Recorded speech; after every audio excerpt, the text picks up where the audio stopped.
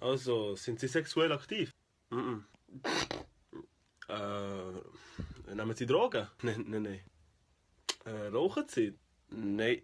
Und wie sieht es mit Alkohol aus? Ich trinke keinen Alkohol.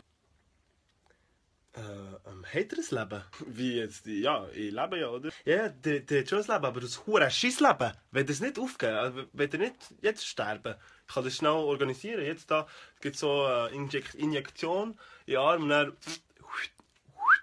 bist weg. Wo gehst du schon wieder in die Ferien? Ich gehe in die Staaten, Amerika. Ah, ja, gell, L.A. Nein, mit Kollegen.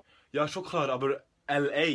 Nein, mit Kollegen. Ja, aber du gehst L.A. Nein, mit Jay und Ray und so. Ja, aber die geht L.A. oder nicht? Ja, wenn du das nicht als Gruppe betrachtest, sind wir allein. Ja, die einzige Schweizer dort. Aber, dann sag doch, dass du in L.A. gehst. Sag doch Los Angeles, du verwirrst mich die ganze Zeit mit L.A. da. Sorry, aber L.A. tönt besser. Vor allem, wir gehen gar nicht L.A. Wer kommt denn noch?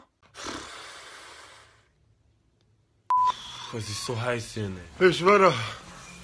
Oh, nein. Ah, Scheiße. Sei den Raum verlassen.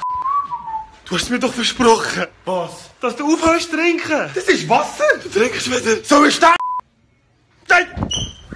Hey! Oh mein Gott, bin ich schwarz! Ey, ich glaube, ich muss schießen. Was jetzt gerade? Wieso hast du es eilig? Ich bin so, Alter. Ei!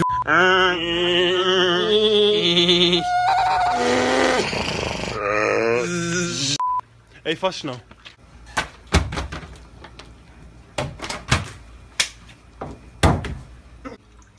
Was machen wir heute? Hat jemand einen Vorschlag? Wir können an den Strand. Oder ins Kino? Nein, Strand ist besser. Also, dann gehen wir an den Strand. Also, wer hat ihn eingeladen? Wer ist das?